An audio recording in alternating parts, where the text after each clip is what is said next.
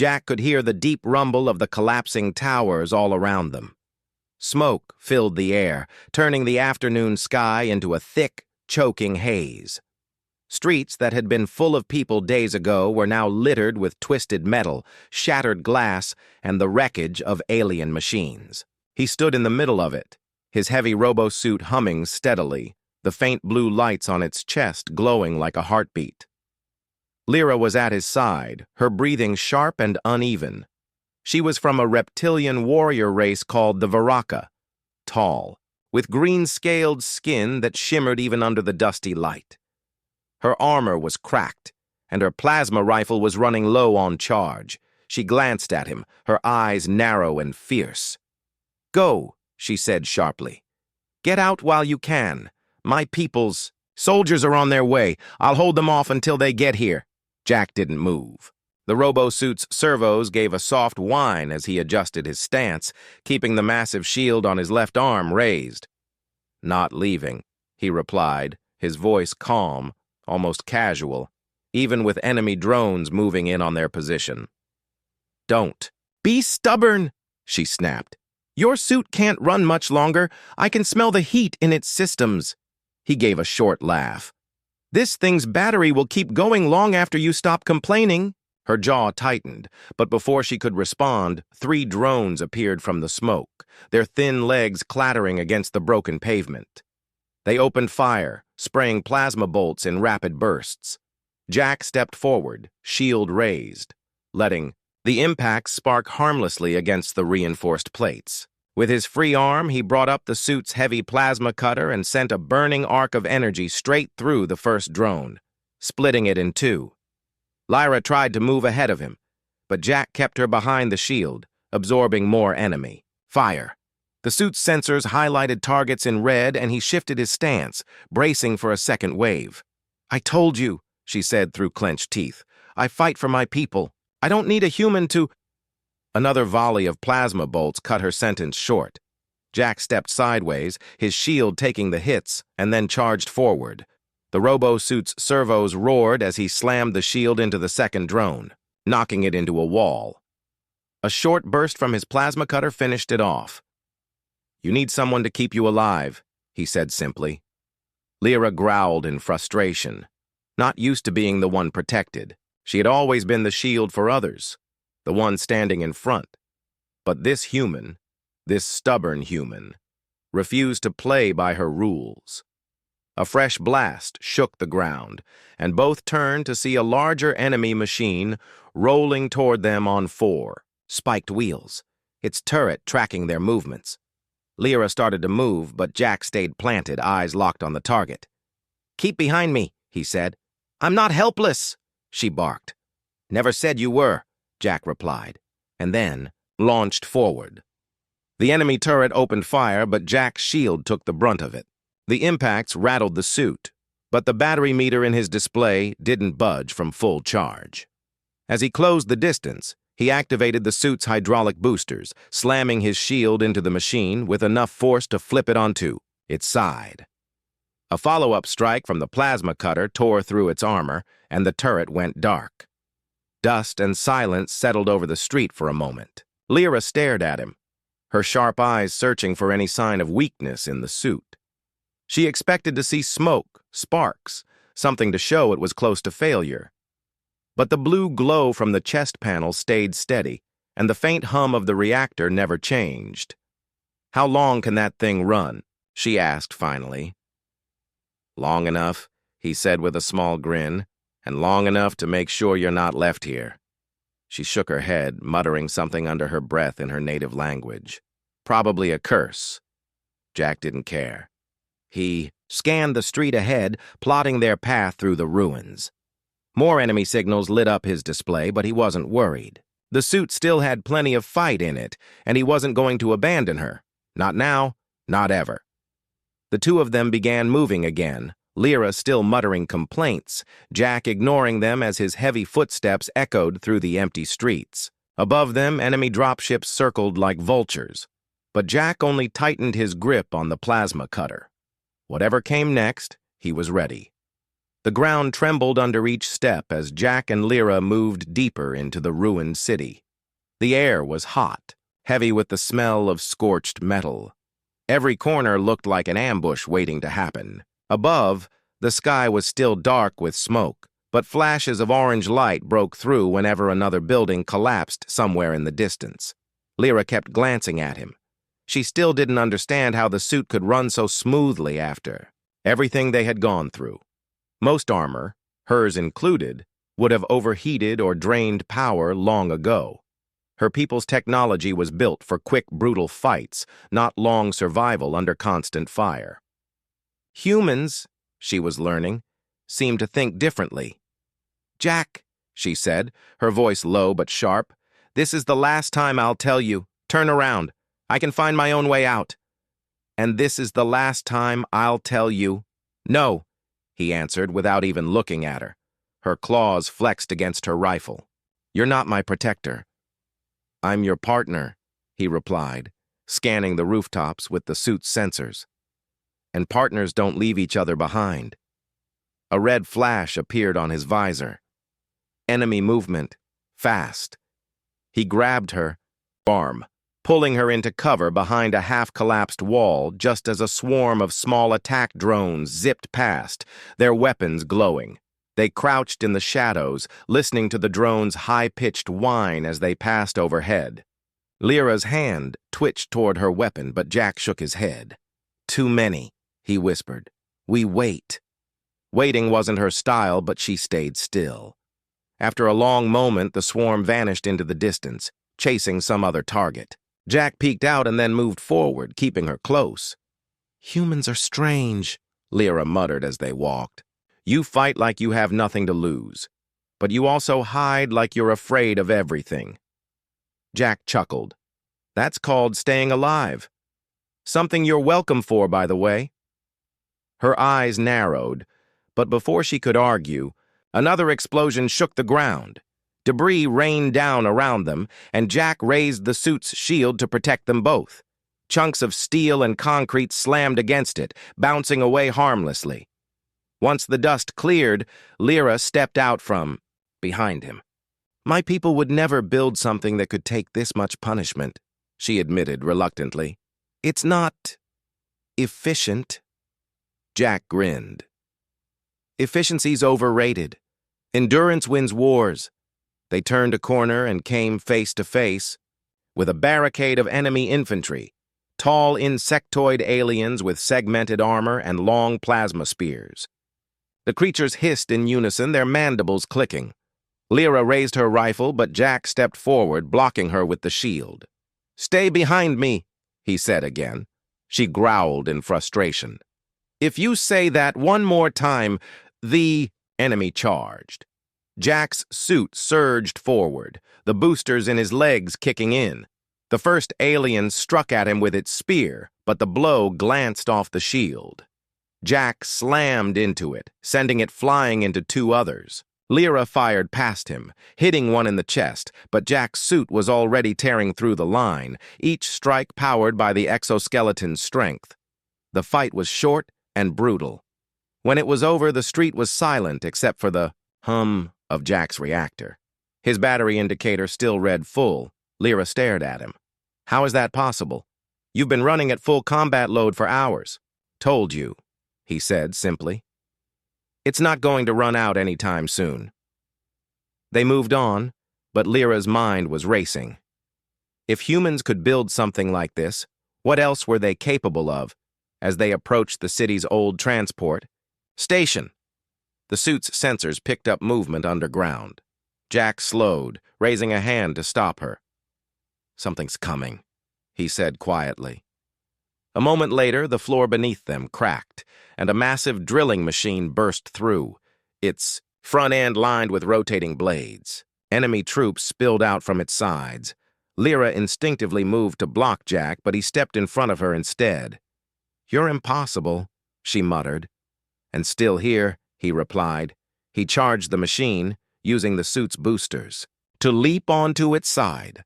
The blades spun dangerously close, but the suit's armor held as he drove the plasma cutter deep into its engine. Sparks and smoke erupted, and the machine screeched to a halt. The enemy troops scattered under Lyra's rifle fire. Jack landed beside her, the suit's servos hissing. "See? Still running." She shook her head, almost smiling despite herself. "One day your battery will run out, Jack. And I'll be there to say, 'I told you so.'" "Maybe," he said, scanning for the next threat. But not today. The streets grew narrower as Jack and Lyra made their way toward the city's industrial district. Broken signs hung from tilted buildings, and every shadow seemed to shift with movement. The sound of distant engines echoed through the air, mixed with the faint hiss of leaking gas from shattered pipes. Jack's visor showed a flicker of red on the map, a cluster of enemy signals about 3 blocks ahead. He slowed down, raising his hand to stop Lyra. "We've got company," he said. Lyra crouched beside him, her tail curling close to her legs. "Then we strike first," she whispered. "Or," Jack said, "we go around them and avoid wasting time." She shot him a sharp look. "You talk about not wasting time, but you're dragging me with you when you could have been free by now." Jack smirked. "You'd be dead by now if I left."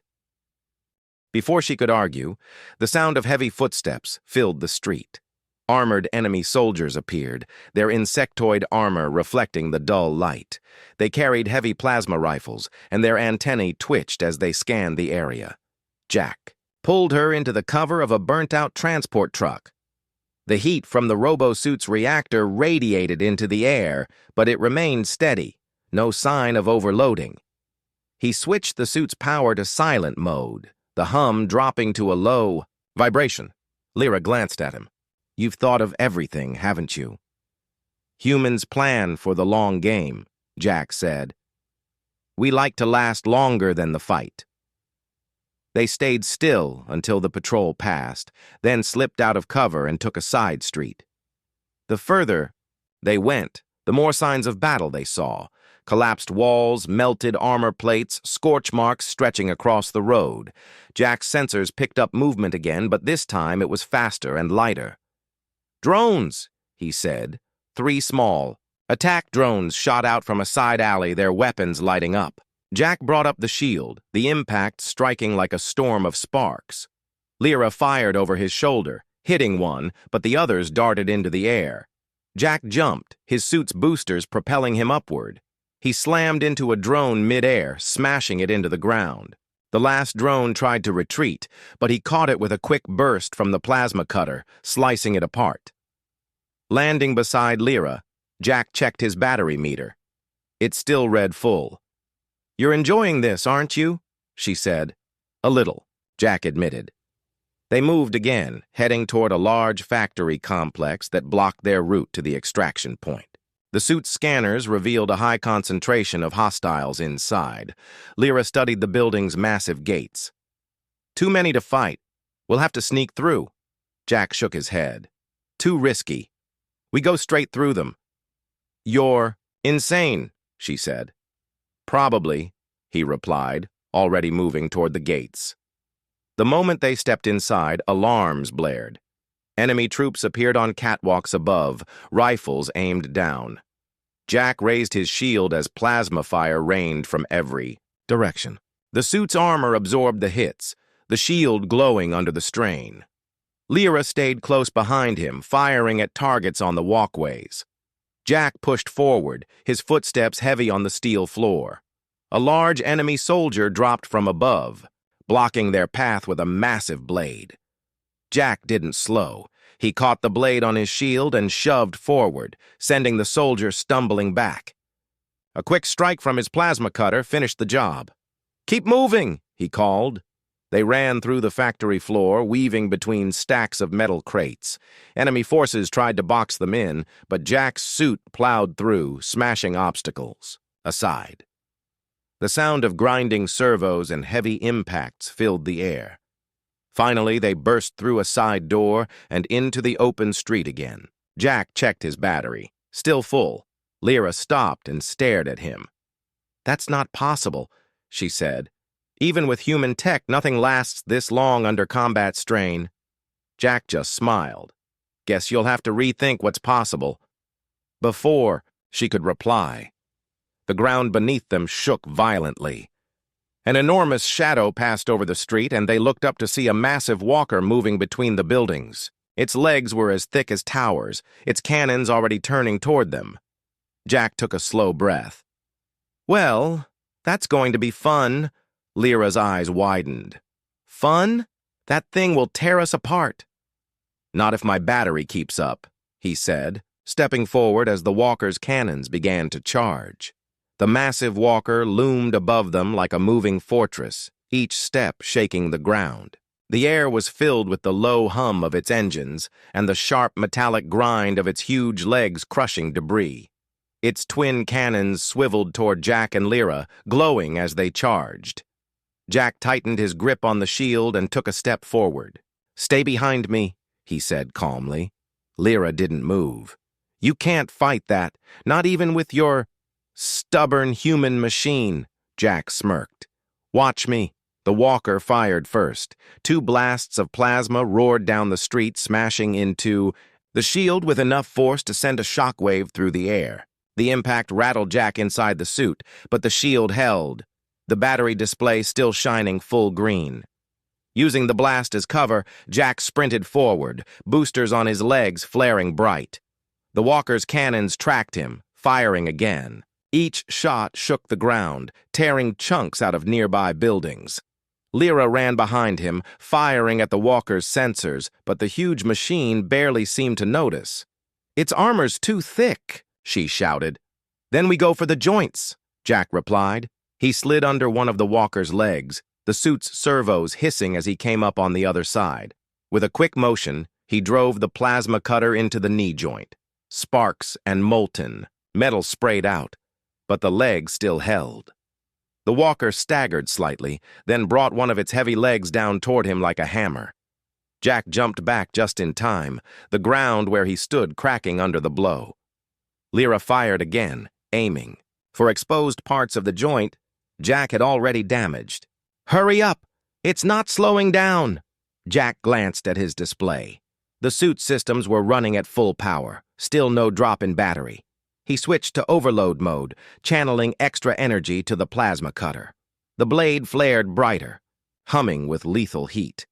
He lunged forward again, this time cutting deeper into the joint. The metal gave way with a sharp crack, and the walker's leg buckled. The massive machine swayed, almost falling, but its other legs kept it upright. Then, the walker's top turret rotated toward Lyra. Jack's heart jumped. "Move!" he shouted. She dove behind a collapsed wall just as a beam tore through the air, melting stone and metal alike. Jack didn't hesitate. He activated the suit's jump boosters, launching himself high into the air. The walker's cannons tried to track him, but he landed on its upper armor, gripping onto handholds as the machine shook violently to throw him off. Digging his boots into the plating, Jack marched toward the main reactor housing. "Time to shut you down," he muttered. He drove the plasma cutter deep into the armor, carving through layer after layer until sparks erupted from inside. The machine shuddered, warning lights flashing across its structure. Lyra could see smoke rising from the top and kept the enemy troops below busy, picking them off before they could reach Jack. Finally, with a sharp twist of his arm, Jack pierced the reactor core. A blinding burst of light filled the sky, and the walker froze mid-step before collapsing onto its side. The ground shook like an earthquake as it hit, throwing up a cloud of dust that rolled down the street. Jack climbed off the wreck, his suit covered in soot and glowing embers. He walked toward Lyra, who was standing with her rifle lowered, staring at him. "You're insane," she said. "Probably," he replied with a grin. "But I'm still here." She looked at the suit, noticing again how steady the blue light of its chest panel remained. "You didn't even lose power?" Jack shrugged. "Told you, this battery's not stopping anytime soon." Before they could say more, his visor lit up with multiple red signals approaching fast. Enemy reinforcements. Lyra's tail flicked nervously. "We can't fight all of them." Jack's smile widened. "No, but we can make them wish they never followed us." He adjusted the shield on his arm and started moving toward the oncoming forces. Lyra sighed and followed, muttering under her breath. "One day, Jack, one day your battery will run out, and I'll be the first to say, 'I told you so.'" "You'll have to wait a long time for that," he said, not looking back. The streets were quiet again, but only for a moment. The fight with the walker had left the area littered with smoking, metal, and broken walls. Jack and Lyra moved quickly, knowing that the enemy would soon send more troops to hunt them down. Lyra stayed a step behind him, her eyes fixed on the glowing core at the center of his suit's chest. It had been burning bright since the first shot was fired earlier that day, and she couldn't stop thinking about it. "How long can that thing really run?" she asked finally. Jack didn't answer right away. His visor was scanning the path ahead, marking safe routes through the collapsed buildings. After a few seconds, he said, "Long enough." "Long enough for what?" she pressed. "Long enough to get you out," he said simply. She narrowed her eyes. "That's not an answer. I've fought with warriors from dozens of worlds. No one has tech like this. Your battery should have drained hours ago." Jack slowed and turned to look at her. The faint blue glow of the suit's chest plate reflected in her scaled face. "You really want to know?" "I wouldn't be asking if I didn't," she replied. He gave a small shrug and started walking again. "It's not alien tech, it's old human tech," she frowned. "That's impossible. Humans are new to the galactic stage. Your technology is supposed to be basic." Jack chuckled. "That's what everyone thinks. But here's the thing. We don't throw ideas away, even the ones that fail. This battery design, it's over 100 years old. Back then, it was considered useless. Too heavy, too unstable. But someone kept working on it, passing the idea down, improving it bit by bit." Lyra tilted her head. "For 100 years? Humans are stubborn," Jack said. "When we see a problem, we don't stop until we fix it. And when someone tells us it can't be done, we try harder. Now this battery can run a suit like this for days without shutting down." She was silent for a moment, thinking about the wars her people had fought. Their weapons were always cutting edge, always new, but they discarded designs the moment something better appeared. She realized humans might be more dangerous than she had ever believed, not because of their strength, but because they refused to give up on an idea. "And what happens when the battery finally dies?" she asked. Jack smiled faintly. "Then I swap it out and keep going." Before she could reply, his visor flashed red, multiple enemies incoming. Jack motioned for her to take cover behind a wrecked transport. 3 enemy soldiers appeared from the smoke, their weapons drawn. Jack's shield absorbed the first volley of plasma fire. He moved forward steadily, forcing them back. One tried to flank him, but Lyra picked it off with a clean shot. Jack bashed another with his shield, sending it crashing into a wall. The last soldier tried to retreat, but Jack's boosters propelled him forward, and the plasma cutter finished the fight. Lyra stepped out from cover, scanning the street. "You're running this thing at full power all the time. Aren't you worried it'll overheat?" Jack shook his head. "Nope. It's built to handle worse. Humans don't just plan. For the perfect fight, we plan for everything to go wrong." She almost laughed. "That explains a lot." They moved again, weaving through the industrial sector until they reached a wide bridge over a river of molten metal flowing from the city's damaged factories. Enemy troops were setting up barricades on the far side. Jack's visor marked at least a dozen targets. Lyra glanced at him. "Tell me you're not planning to charge straight through." Jack grinned. "Charging straight through is the plan." Before she could stop him, he surged forward, boosters roaring. Plasma fire rained down on him, but the shield took every hit. His suit's power meter stayed full as he smashed through the first barricade, scattering enemy soldiers. Lyra followed close behind, covering his flanks. The sound of metal clashing, weapons firing, and boots pounding against steel filled the air. When they finally broke through to the other side, Jack slowed, his breathing steady. The suit's glow was just as bright as before. Lyra shook her head, in disbelief. You know, I think your battery is going to outlast the war. That's the idea, Jack said. Now let's finish this. The bridge fight had been brutal, but it was only the beginning. As Jack and Lyra pushed forward toward the extraction point, the sound of distant engines began to grow louder. The air trembled with the approach of something big. Too big to be a normal patrol. Jack's visor lit up with a warning. Enemy command unit detected. He stopped, scanning the street ahead. At the far end, a massive armored vehicle rolled into view. It was wider than a city bus and bristling with heavy cannons, missile racks, and rotating turrets. A swarm of drones circled above it like a protective. Cloudot Lyra's grip on her rifle tightened. That's a siege breaker. It can level an entire city block in minutes. Jack adjusted his shield. Then we better move fast. Before she could reply, the vehicle's main cannon fired. The blast tore through the road where they had been standing seconds earlier, sending chunks of asphalt into the air. Jack shoved Lyra into cover behind a collapsed wall, then peeked out just enough to lock onto the enemy. The drones swarmed first, darting through the smoke with rapid bursts of plasma fire. Jack's shield caught most of it, but one bolt grazed his shoulder armor. The suit registered the hit, compensated instantly, and kept moving. His boosters flared as he leapt into the air, catching a drone mid-flight and smashing it to the ground. Another fell to Lyra's precise shot, and a third exploded when Jack's plasma cutter sliced through it. The siege breaker's cannons turned toward them again. "We can't take it head-on," Lyra shouted. "We can," Jack said. "If we take out the control systems." He sprinted forward, weaving between blasts that shattered the road and tore chunks from nearby buildings. Each impact made the ground shake, but he didn't slow. The suit's battery gauge stayed full, steady as ever. Lyra ran alongside him, firing at the turrets to keep them distracted. Enemy infantry poured out from side hatches, trying to form a line between them and the massive machine.